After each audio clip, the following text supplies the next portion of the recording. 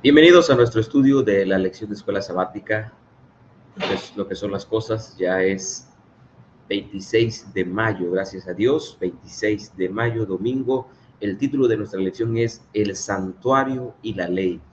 Esta semana, familia, vamos a tener este estudio y de verdad les recomiendo que estudie su lección de escuela sabática y que nos acompañe en los comentarios porque se me hace demasiado interesante, muy, pero muy importante este estudio de esta semana. Así que Dios nos ayude esta semana para que juntos podamos estudiar, escudriñar las Sagradas Escrituras, el santuario y la ley. Debemos nosotros estudiar aquí algunos textos que se encuentran en Apocalipsis 11, 19, Éxodo 25, 16, y dice la Biblia, y el templo de Dios fue abierto en el cielo, y el arca de su pacto se veía en el templo, y hubo relámpagos, voces, truenos, un terremoto y grande granizo.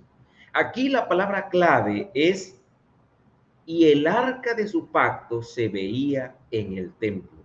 Esa es la frase que vamos a analizar esta mañana. Y el templo de Dios fue abierto en el cielo, el templo de Dios, o sea, el lugar santísimo, el santuario celestial, fue abierto. Y en el lugar santísimo, que era donde... ¿Por qué nosotros decimos que el lugar santísimo? Bueno, porque en el lugar santísimo se encontraba el arca. Por eso el texto dice, y el templo de Dios fue abierto en el cielo, y el arca de su pacto se veía en el templo. O sea, la parte del santuario que fue abierta allá en el cielo es precisamente el lugar santísimo, porque en el lugar santísimo se podía ver, se encontraba el arca del pacto. ¿Cómo lo sabemos? Bueno, porque Éxodo 25, 16, bueno, Éxodo 25, 16 nos dice qué había dentro del arca. Y ese es el elemento que estamos considerando esta mañana. Y pondrás en el arca el testimonio que yo te daré. Y pondrás en el arca el testimonio que yo te daré. Éxodo 31, 18 dice, y dio Moisés, y dio a Moisés, y dio a Moisés, cuando acabó de hablar con él en el monte de Sinaí, dos tablas del testimonio, tablas de piedra escrita con el dedo de Dios. Apocalipsis 12, 17. Entonces el dragón se llenó de ira contra la mujer y se fue a hacer guerra contra el resto de la descendencia de ella, los que guardan los mandamientos de Dios y tienen el testimonio de Jesucristo. Acuérdense de la frase que estamos analizando esta mañana. Miren, nuestros pioneros, los que estaban en los años 1844 y en adelante, ellos se concentraron, se concentraron en predicar sobre la segunda venida de Cristo. Ellos se concentraron en predicar sobre la segunda venida de Cristo y fue a raíz de que se equivocaron de fecha y de, más bien, no se equivocaron de fecha, se equivocaron de evento que ellos empezaron a estudiar, a escudriñar con más ahínco, con mucho ahínco la palabra de Dios. Ellos empezaron a estudiar la Biblia con mucho ahínco. Y fue así que empezaron a estudiar todo lo relacionado al santuario. Y ellos se dieron cuenta de algo, familia. Ellos se dieron cuenta que en el templo hay un santuario, que en el cielo hay un santuario. Y ese es el santuario original. Ese es el santuario original. Ese, de allí se sacó el modelo. De allí se sacó el modelo. De ese santuario que está allá en el cielo. Ahora es interesante esto, familia. Estamos estudiando esta lección de escuela sabática en el contexto de lo que ocurría en el santuario celestial, pero de lo que pasaba en el santuario terrenal aquí, familia. ¿Ok? Estamos analizando lo que ocurría alrededor del santuario terrenal. Entonces, en el día de la expiación, dice nuestra lección, el día de la expiación era un día de juicio. A todo Israel se le ordenaba participar de este acontecimiento mediante el arrepentimiento. ¿Qué pasaba en el día de la expiación? Había arrepentimiento, examen de conciencia, y las personas no podían trabajar, no debían trabajar. Solo ese día el sumo sacerdote entraba en el lugar santísimo para hacer expiación por el pecado. Ese día entraba el sumo sacerdote para hacer expiación por el pecado de todos los israelitas. Allí, en el compartimiento más íntimo del santuario, estaba el arca del pacto. Allí, dentro del arca estaba la ley de los 10 mandamientos de Dios. Allí estaba la ley de los 10 mandamientos de Dios escrita en tablas de piedra, y como ya vimos, estaban escritos con el mismo dedo de Dios. La cubierta de oro del arca se denominaba propiciatorio, donde se rociaba la sangre para purificar el santuario del pecado. La presencia de Dios se manifestaba en la gloria de la Shekinah sobre el propiciatorio. Cada sacrificio ofrecido revelaba la misericordia de Dios hacia los seres humanos pecadores. Pero el día de la expiación muestra que el pecado se recuerda hasta el día del juicio, y que realmente solo podía ser eliminado mediante la fe en la sangre de Cristo para limpiar el pecado. Allí, en la presencia de Dios, la misericordia y la justicia se combinan de forma maravillosa. Voy a continuar leyendo porque al final intentaré hacer una conclusión. ¿Por qué estamos analizando esta lección de el santuario y la ley de Dios? Voy a continuar leyendo. Si usted tiene su lección, usted puede acompañarme a ver los párrafos que continúan. Dice: al mirar hacia el santuario celestial, el apóstol Juan vio el templo de Dios. Ese templo de Dios lo vio abierto y el arca de su pacto revelada. El conflicto de los siglos añade este comentario: en el lugar santísimo, en el santuario celestial, la ley divina se encuentra sagradamente guardada. Ojo, en el lugar santísimo, en el santuario celestial, la ley divina se encuentra sagradamente guardada. Es la ley que fue promulgada por Dios. Es la ley que fue promulgada por Dios, por el Dios mismo entre los truenos del Sinaí, y escrita con su propio dedo sobre las tablas de piedra. La ley de Dios en el santuario celestial es el gran original, del que los preceptos grabados en las tablas de piedra y registrados por Moisés en el Pentateuco eran una copia exacta. Los que llegaron a entender este punto importante fueron inducidos a ver el carácter sagrado e invariable de la ley de Dios. Ahora, el último párrafo de nuestra lección dice: cuando los primeros creyentes adventistas estudiaron las enseñanzas bíblicas sobre el santuario, comprendieron la importancia de la ley de Dios y del sábado en su centro. Razonaron que si la ley de Dios estaba representada en el arca del pacto en el santuario celestial, indudablemente no podría haber sido eliminada en la cruz del Calvario. Este último párrafo, familia, es el resumen de lo que trata la lección este día. Lo voy a leer otra vez con ustedes y ahora sí haré una explicación. Cuando los primeros creyentes adventistas estudiaron las enseñanzas bíblicas sobre el santuario, comprendieron la importancia de la ley de Dios y del sábado en su centro.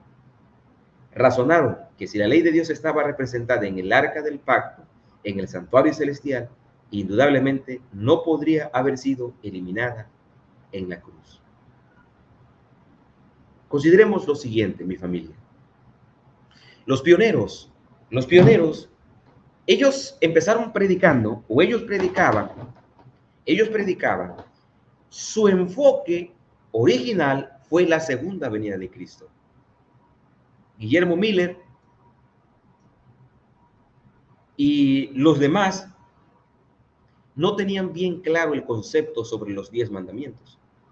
No tenían bien claro qué día, que el día sábado era el día que debíamos guardar. Ellos no tenían claro ese concepto, para nada, familia, para nada, porque ellos guardaban el día domingo. Nuestros pioneros, todos guardaban el día domingo. Había una mujer, solo una mujer, que antes de 1844, antes del 22 de octubre de 1844, ella ya guardaba el sábado. Ella había entendido a través de la palabra de Dios que se debía guardar el sábado. Pero los pioneros no hicieron caso porque dijeron, si ya nos vamos a ir al cielo, si Jesús ya va a venir, si Jesús ya va a venir, pues como que ¿para qué nos ponemos a investigar si de verdad el sábado es el día verdadero o el día domingo? Mejor prediquemos con ahínco que Jesús ya viene. Y entonces ellos hicieron a un lado el mensaje del sábado. El mensaje en el que se concentraron era la segunda venida de Cristo. Pero después del 22 de octubre, que ya ellos vieron que Jesús no había venido, aquí viene lo interesante, familia. Sí se desanimaron, sí se pusieron tristes, pero el Espíritu Santo les animó para que volvieran a estudiar la palabra de Dios. El Espíritu Santo los animó para que volvieran a estudiar la palabra de Dios. Y fue entonces que empezaron a estudiar la Biblia y todo lo relacionado al santuario. Daniel 8:14 decía que después de los 2300 años, el santuario sería purificado. Ellos entendieron que el santuario que iba a ser purificado iba a ser la tierra. Pero cuando empezaron a estudiar la Biblia, entendieron que en el templo, en el cielo también hay un santuario, que es el original. Es el original. Aquí en la tierra había un santuario, pero era copia del santuario que hay en el cielo. Entonces empezaron a investigar y llegaron a la conclusión de que no era la tierra la que sería purificada, sino que era el templo, era el santuario que hay en el templo el que sería purificado, y que el 22 de octubre había empezado el día de la expiación, como le conocemos nosotros, había iniciado el juicio investigador. A medida que ellos iban estudiando, se dieron cuenta de algo. Como dice el libro de Apocalipsis, ellos analizaron que Apocalipsis 11:19 dice, y el templo de Dios fue abierto en el cielo, y el arca de su pacto se veía en el templo. ¡Wow! O sea, ellos dijeron, espera, aquí hay algo interesante.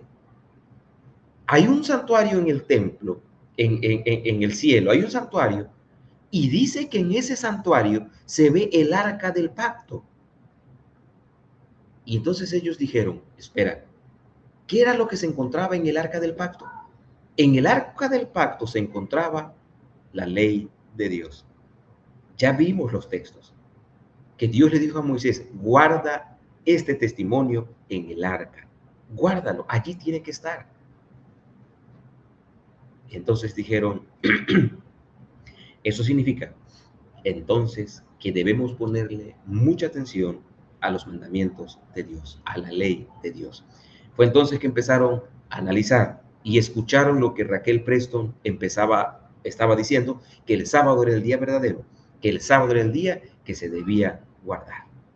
El segundo hombre que empezó a guardar el día sábado fue José Bates. Y José Bates hizo un escrito, una investigación grandiosa sobre el día sábado. Esa investigación la estudió Jaime White, Elena G. de White, y entonces después de estudiar eso a raíz de la Biblia, porque todo ese estudio que hizo José Bates estaba arraigado en la palabra de Dios, ellos entonces, los esposos White, empezaron a guardar también el día sábado, y el día sábado entonces se empezó a guardar entre los adventistas del séptimo día. Y hoy, familia, tenemos bien claro algo: la ley de Dios sigue vigente. La ley de Dios sigue vigente. Esta mañana nosotros bien podríamos decir, Señor, gracias porque nos dejaste la ley. Gracias porque nos dejaste los 10 mandamientos. Gracias porque tú nos dejaste los 10 mandamientos. Esta mañana, bien nosotros podríamos colocar allí en el chat, Señor, gracias porque tú nos dejaste los 10 mandamientos. Es maravilloso saber, es maravilloso comprender que fue Dios en su infinita sabiduría,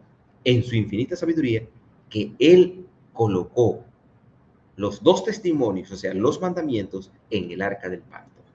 Y hoy nosotros tenemos una visión segura, una visión clara de que los 10 mandamientos deben seguir siendo guardados, deben ser observados. De hecho, Apocalipsis 12:17 dice que el dragón se llenó de ira contra la mujer y se fue a hacer guerra contra los que guardan los mandamientos de Dios y tienen el testimonio de Jesucristo. Familia, el santuario nos recuerda que la ley de Dios sigue vigente. El santuario me recuerda que la ley de Dios sigue vigente. El santuario me recuerda que la ley de Dios sigue vigente. Así que mi familia, que Dios nos ayude, para que cuando tengamos alguna duda, algún problema, vayamos a la palabra de Dios. Ese fue el secreto de nuestros pioneros, ese fue el secreto de las personas que se confundieron, que estuvieron tristes, pero que el Espíritu Santo los guió a las Sagradas Escrituras y ahora tenemos bien claro que los mandamientos de Dios siguen vigentes. Y en los 10 mandamientos, en el corazón de los 10 mandamientos, encontramos el día sábado que debemos guardar hoy. Que el sábado no fue para los judíos, el sábado es para toda criatura, para toda persona que fue creada y diseñada por Dios. Que mi Dios los bendiga en este día, que mi Dios los acompañe en sus actividades. Soy su amigo Nemorio Machucho González y como siempre les deseo lo mejor de lo mejor. Hasta pronto.